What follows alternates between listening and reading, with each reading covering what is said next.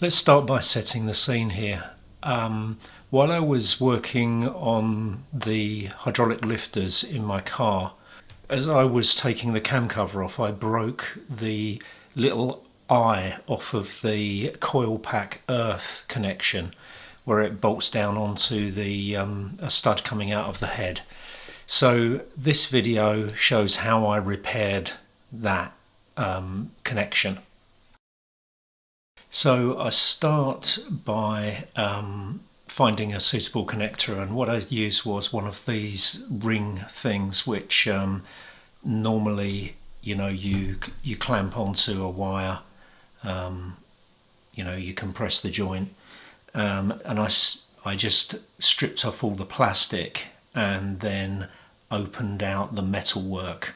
The reason I'm dubbing over this is because the description I actually gave live for this wasn't too good, so I wanted to make it more clear.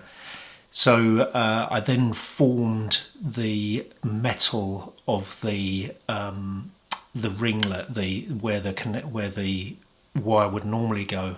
I formed it such that it would clamp onto the piece of broken connector, which you can see in the background there. So at this point I'm tinning the connector.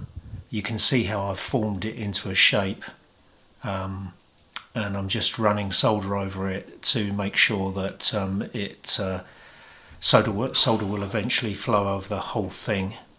And then I also tin the existing part, as you can see. This is a bit tricky because on the one hand you've got to get it hot enough to actually take the molten solder.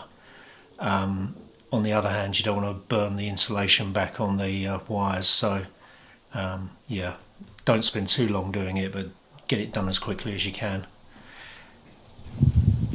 Okay, I think we'll try the live commentary now. So now we've got a nice shiny flow across that piece, and if this isn't too hot, I've made sure that the inside of that is tinned. So look at that. I'll work on that a bit further because that's not quite clean enough.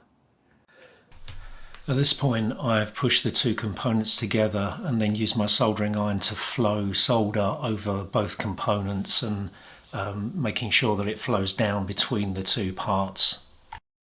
Okay, it's done. It doesn't look tremendously pretty, but the main thing is that the solder has flown all over it, and I'm happy that that's a good joint. Obviously the last thing I want is for two coil packs to stop working during a race, so I've got to get this right. I think in the future what I may do is see if I can buy from BMW a new connector and actually replace this existing one. A new sort of connection tab. But this does look as though this is relatively strong and well soldered. I've inspected it with a magnifying glass and it looks okay. Okay, as you can see, it just about fits with the, it just about fits down there. So one of the things you want to do is make sure that, see if I can get it back off, the distance from the center of the eye, let's get that to focus. Yeah, the distance from the center of the eye to the base part of the sort of tab thing, make sure you don't make that too long, because I've not quite moved this whole thing back far enough, and it's tight. It does fit, but it is tight.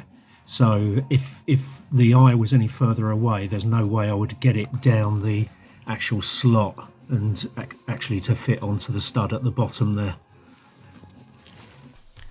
So I reassembled everything and the car ran fine, so this is a viable fix.